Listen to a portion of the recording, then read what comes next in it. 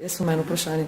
Namreč, ta akcija, glede na to, da zdaj se nekako sredotočate na tujino, na Bosno, na Afriko, pa me zanima, če boste v prihodnosti tudi, glede na to, da tudi v Sloveniji veliko revščine po revnih otrok, tudi kaj glede tega naredili, kakšno akcijo, oziroma če bomo lahko obdarovali tudi kakšne slovenske otroke, slovenske družine, pomagali slovenskim bolnikom in tako naprej.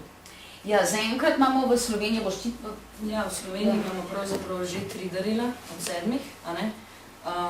Noske, se pravi bolne otroke razveselimo v bolnici, zapuščene muce in pa delfine.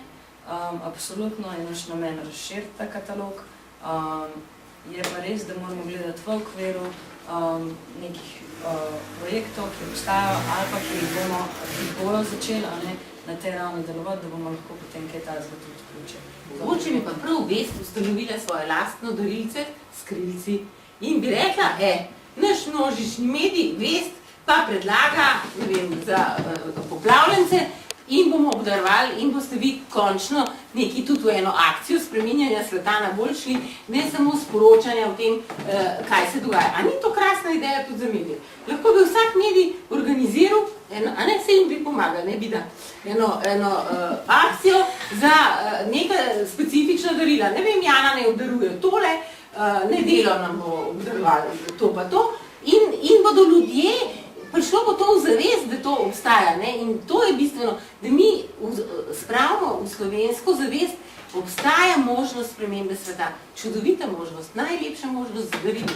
Tako da je to krasne, da začnite premišljati. Absolutno, ja, jaz mislim, da to vabilo ne samo v Vesti, res ja tudi drugim, pa ne samo medijem, tudi sicer, jaz pričakujem, da bo kar precej interesa, no, od organizacij tudi, ki bojo imeli svoje ideje za to, kaj lahko tukaj v tem katalogu ponujamo.